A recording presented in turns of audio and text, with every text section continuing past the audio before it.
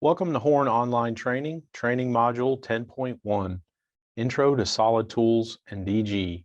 I'm your trainer, Edwin Tunney, Training and Technical Specialist for Horn USA Incorporated. Over the course of this training, we'll talk about an overview of the solid carbide program from Horn, the value-added features, success in the market, and how to apply. If you look at Horn's solid carbide program, you can kind of divide it into four buckets. So you have the DP system, which is a high performance line, but it's targeted over a broad range of materials and applications. You have the DS line, which is more focused line over different materials, such as high strength steel, aluminum, titanium, cobalt, chrome, as well as processes like trochoidal or high dynamic cutting. We also have diamond CVD-D, so chemical vapor deposition diamond for non-ferrous applications and machining centered carbide. The DC line can be best described as the little brother of our mini milling program. So in that line, you find groove milling, threading, and chamfering product. And then the DG modular system is our screw-in modular solid carbide tools that feature a solid carbide end mill on the end, an intermediate steel shank, as well as a carbide shank for long reach applications. The purpose in each tool is described here. You'll see the DP is really its performance end mill, but it covers a broad range of materials. So the end mills aren't focused on a specific material. They're focused more or less on the application. So where you would use these, competitive performance at a lower cost is the basic theme behind the DP system. You can use the DP system in P, M, K, N, and S materials, which if you don't know, P is steel, M is stainless, K is iron, N is non-ferrous materials like aluminum, and S is heat-resistant alloys like titanium and nickel. The DS is a high-performance line directed at material groups and advanced milling strategies. So trochoidal milling, and also different materials like titanium, cobalt, hard steels, and those type of applications. So when you use the DS, you're going to pull that out of your toolbox when you have a difficult application or when you need to maximize the performance of the end mill. The DC, as mentioned, is the little brother of the Horn mini milling system, and you have application options for groove milling, thread milling, and chamfering. Again, all the materials represented on the DC system. So when to use the DC is really when it doesn't make sense to have an indexable version. You need some additional precision, and also for the most part, when you need to get into a smaller bore cavity, you can apply the DC system. Really a good system also for small diameter threading. So if you're doing thread milling, you can get down into M1 threads with these. And number 540, I think, is the smallest inch size. So very, very tiny threads can be machined with the DC system. The DG, the purpose of this is to have a modular system where you have a long reach where a solid tool might not make sense, might not be cost effective. The DG goes across all different material groups. So you want to basically, again, use this for long reach applications. Just a touch on nomenclature, and you'll find the nomenclature has changed since the last catalog. So we'll describe it here, but there's a new catalog out, the Solid Carbide Mills 2020-2021. The part nomenclature kind of goes as follows. The Horn specific is the type of end mill. So it always starts with the line of end mill, whether it be DP or DS. DS is in the DS line, and then MR is a multi-flute, and R would mean a corner radius. So this is a multi-flute end mill with a corner radius within the DS line. The next is the number of flutes.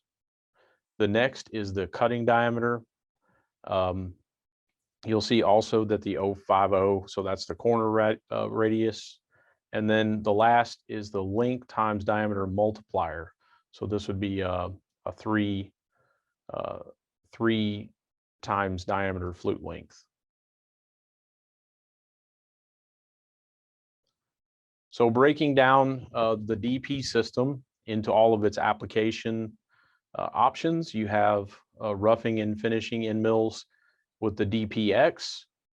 You have a roughing with a ripper profile or sinusoidal type of edge with the DPS. You have roughing with chip breaker. You have roughing plane unequally twisted with the DPSV. Unequally twisted means a variable helix. You have a roughing corner chamfer with the DPSG. You have a torus end mill. You have multi-fluted end mills with the DPM system, ball nose, and then also deburring tools in 60, 90, and 120 degree configurations. You see the end mill range varies depending on the system from diameter perspective from 3 to 16. Some have 4 to 20 and some 2 to 20, depending on the overall system focus. You can get up to, in the DP system, up to 8 flutes, for instance, on the DPM system, and then down to, I think the smallest is 2 flutes. The DS line is broken down into material groups. So you have end mills for high strength steels. So these are steels that are not hard materials, but are in the higher range. So high alloyed steels or high strength steels. You have ball nose options, trochoidal, double radius. So the double radius is just another name for a high feed type end mill. So very productive when picking out corners. You have torus end mills. You have multi-flute sharp and multi-flute with corner radii. You have roughing corner radius. You have roughing chamfer and chamfering 90 degrees.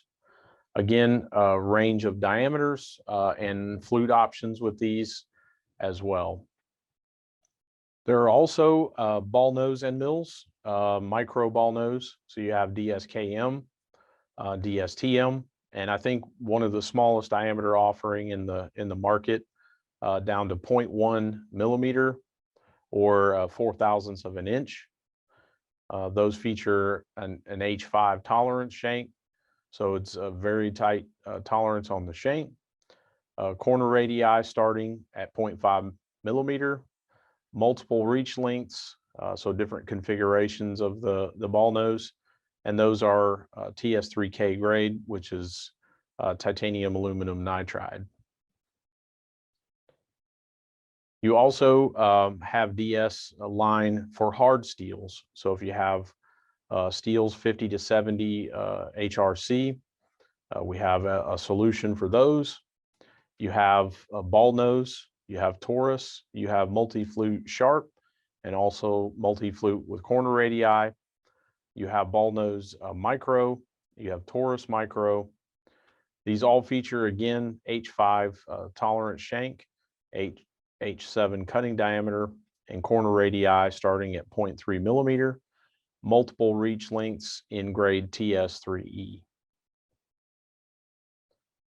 You also have a line directed towards cobalt chrome, since many of our products are applicable in the medical, manufacturing, and aerospace components for that use cobalt alloys, like ASTM F75, for instance. This line of end mills is directed at those type of materials and applications. where your difficult cobalt alloys. You have a ball nose. You have a ball nose with 220 degree, so you can tilt this end mill significantly and get up to 220 degrees of reach. You also have torus end mills. You also have multi-flute end mills. The DS line for aluminum, these are the DSA end mills. You have ball nose micro, sharp micro, and torus micro. You also have a single flute option, which is a good choice for plunging directly into the material and then pocketing out. Very strong tool due to one flute. You have ball nose end mills, multi-flute end mills, finishing end mills that feature a very highly polished inside surface, as well as extremely sharp cutting edges. You have rougher corner chamfer. So these are four end mills, but they're roughing end mills. And you also have ripper profiles. The coolant that you're showing here, the IK or internal coolant, is through the end of the tool. So it's not coming out of the flute, it's coming out of the end of the tool to flush chips out of the pocket. The DS for titanium, that is the DSRV, and you have two variants there. You have the DSRV4 and you have the DSRV5.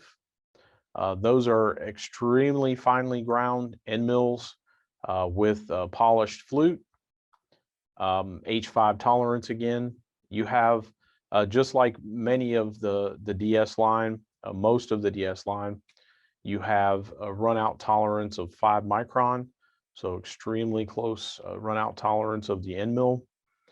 The geometry is specific for titanium to get the best performance and tool life. You have corner radii, you have 2 and 3 times D on the length, and then the grade is TSTK, it's titanium aluminum nitride and titanium silica nitride.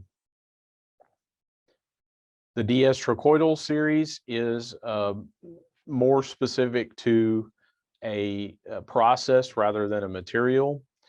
So the trochoidal end mills are designed with a highly polished flute, H5 tolerance shank, H7 cutting diameter, very close runout tolerance, specific geometry for higher removal rates using trochoidal milling. You have a corner chamfer and chip splitters. So we'll talk about those in a moment. Length 2 and 3 and 4 times D options in grade TSTK.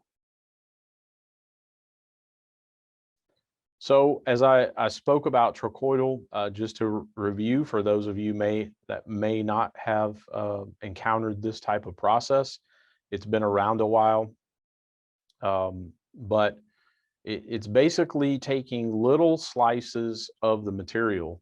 And the benefit of trochoidal milling is you have a low arc of contact. So the tool path is taking little slices of material, but at big depth. So you're usually looking at 2 and 3 times your diameter for a depth of cut, and your width of cut is, sort of less than 25%, usually targeting around 10% or less of the diameter.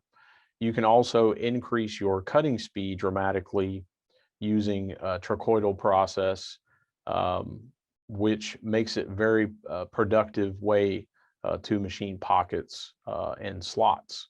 So just in case you haven't seen that term before, now that's defined.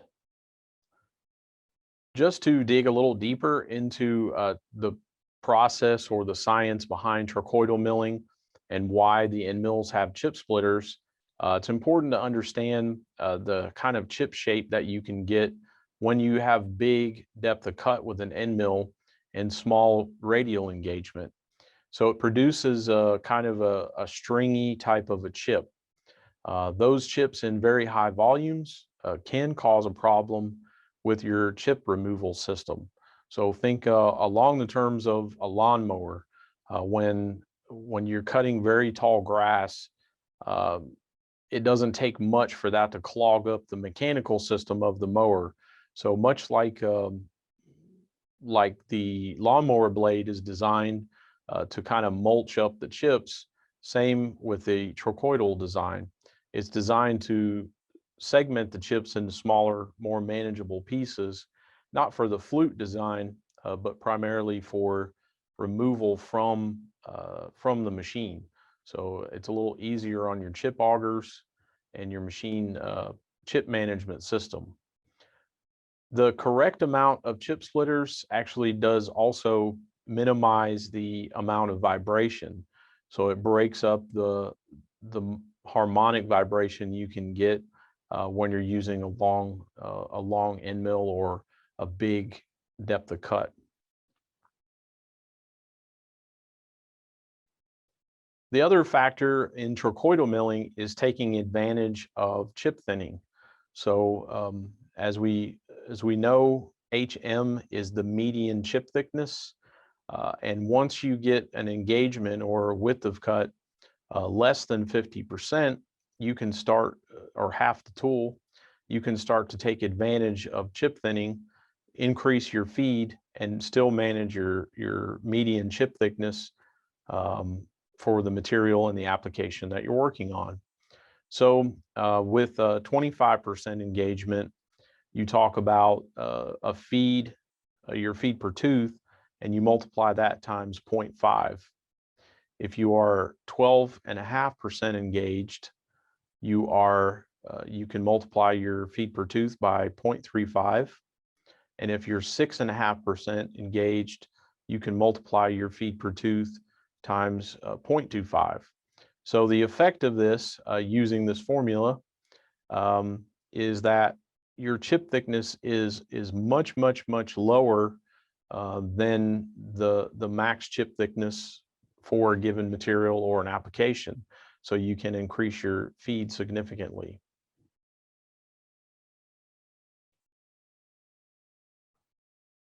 As mentioned in the beginning of this presentation, the DC line I consider the little brother of the mini milling system. So this is capable of getting down in very small bores for full radius groove milling, just standard groove milling. DCX is a system designed for groove milling, but with bigger T-maxes. So you can see the T-max, or the depth of cut, the depth of the groove capability is much larger on the DCX. Also, since it is it's a fully ground tool, it lends itself to any kind of special shapes, very easily customizable for special applications or made-to-order product.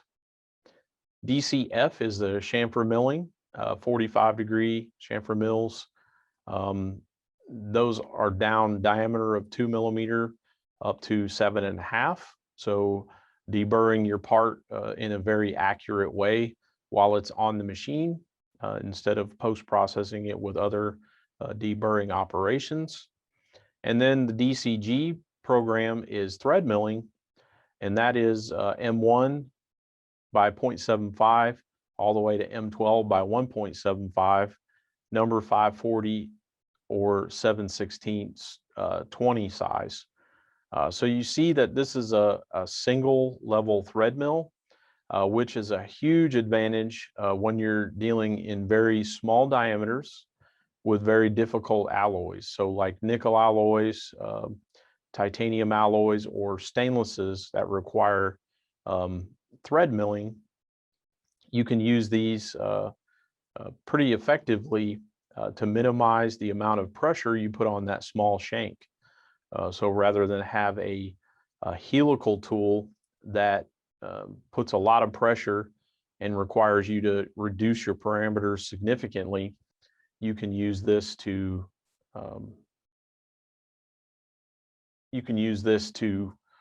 sort of counteract that by just having one tooth engaged at a time. And the last advantage of these is with a single tooth like this is you start from the bottom, you're working your way up like you would with a normal thread mill, only you have all this room around the tool. So you're moving first, you're moving away from the chips, so less chance to chip your tool, and you have a lot of room for the chips to exist while you're doing that thread milling action. To overview the DG system, so the DG is the thread-in indexable thread-in system with solid carbide. You can see that we have ball nose tools, we have multi-flute, we have roughing and finishing with a chamfer. You also have some with corner radii. You have ripping profiles. You have 45-degree chamfers. You have high feed tools, which is a very, very, very efficient tool at pocketing or clearing out corners of pockets. You also have a corner rounding option. You also have 35-degree conical ball nose. So sometimes these are used in very large gear profiles. Complementary shanks to go with that. So these shanks are different configurations. So you have a non-shrink fit steel shank. So that's steel all the way down. You have the shrink fit carbide shank. So you have a carbide shank, a steel intermediate piece, and then your carbide head. And then you also have tapered versions in 89 and 87-degree tapers. So when you want to reach down in a part, you can do so.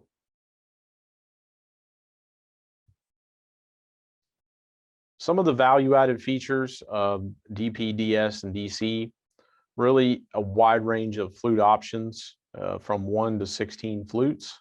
So one flute on the DSA end mill and up to 16 on the CVD-D end mills for non-ferrous applications. You have tailored geometries and flute surfaces for difficult alloys. So we're not trying to cast a net to catch all the application materials. We have options specifically tailored for those applications. Again, tailored grades for those increased tool life, reach lengths up to 4 times D, a wide range of forms. So you have ball nose, you have chamfer, you have sinusoidal edge profiles. You have also flutes with specific geometries for modern applications and processes like high dynamic cutting, and high accuracy shanks. So H5 accuracy, you can see here is +0 minus, just shy of 2/10 for a 2 to 3 millimeter tool, and then plus nothing minus 3.5 for a 18 to 30. So very, very tight tolerance shanks. The DS line, as just mentioned, this tool is really shines in non-ferrous applications for finishing. You can see that's what its purpose is from the DSKM, which is the ball nose micro tool, which is down to 0.2 millimeter diameter, to the ball nose two flute, the micro torus, the torus end mill, and the multi-flute end mill. And there's where you get your 15, 16 flutes. Those are available in HDO3, HDO5, and HDO8. They're all the same high purity diamond, but they are different wafer thicknesses. So depending on the application, depending on the tool, you have a different thickness of the diamond chip that's on the tool. So HDO3 is 300 micron, HDO5 is 500 micron, and HDO8 is 800 micron.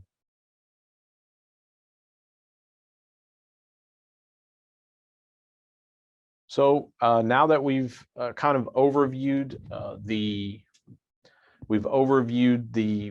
different types of end mills that Horn offers, let's look at an application example and show you how we performed against a competitor.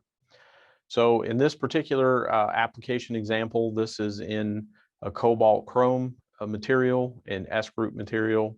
The coolant is oil. This is on a robo drill type machine, so a very small frame, small format machine. The operation was 3D contouring of a knee joint, and the problem that the customer was having was they didn't know they had a problem. So it was a kind of a cold test, but they didn't know they had a problem with the tool that they were using. So the competitor tool was a 4-flute ball nose. They were running it at 450 or 4,500 RPM, 75 inches a minute, 20 thousandths depth of cut.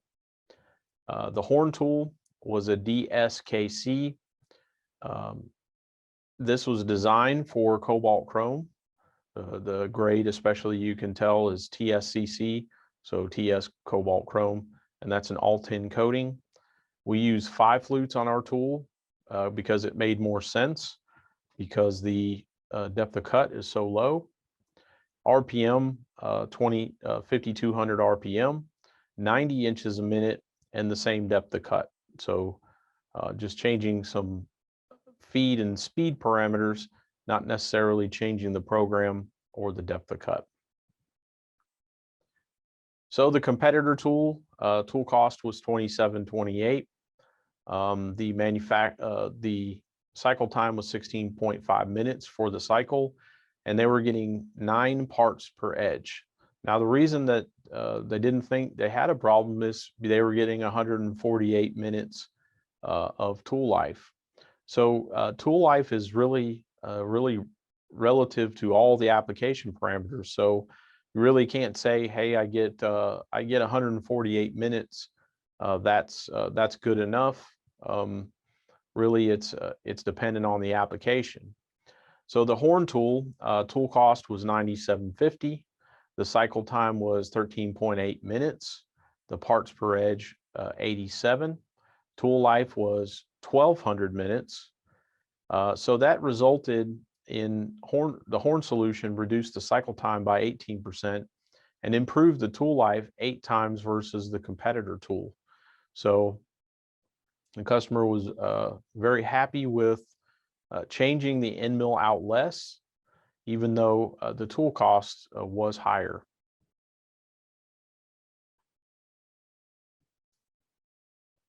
So how to apply? So very easy to apply the Horn end mill system. There are very good documentation of all the cutting data in the new catalogs as far as width of cut, depth of cut, and then breaking it down to the process. So full slotting, you have all the width of cut, depth of cut, and the feed, and then profiling, and then this little symbol here you see is trochoidal milling. So you can see, and then material groups are given in the front of the catalog, so you can look up the appropriate cutting speed for your application. So first word of advice, use a high accuracy collet system like the Farion Central P, which we offer. The collet system or the holder itself, the run out and the having a high precision system pays for itself easily in tool life, in increased tool life. Clean all the mating surfaces after each changeover. Use processes like high-speed milling, high-feed milling, and trochoidal milling to increase productivity. Respect the chip thickness and flute MRR restrictions. So, try to drive processes off of chip thickness and not feed per tooth, because then you can get advantages in when you use less radial engagement. If you figure out what a chip thickness limitation for a material tool combination is, it stays that way. So then you can make calculations to be more productive. And flute MRR restrictions. So For instance, on an aluminum end mill, your real restriction is not the strength of the edge. So unless you're dealing with an extremely rare aluminum, a difficult aluminum, the restriction of your tool is actually the flute. So having the ability to make the cut, hold the chip in the flute until it comes out of cut. So that's often the time with end mills where you run out of ability to increase your parameter is because of flute restrictions. So always pay attention to that as well. All right, thank you for joining us today. Don't forget, don't hesitate if you have questions or comments on this video, please contact technical at Horn USA or product training at Horn USA, and we'd be happy to answer those. Until next time, thanks for joining us. Please hit the subscribe button so you get alerts when new videos are added. Thanks.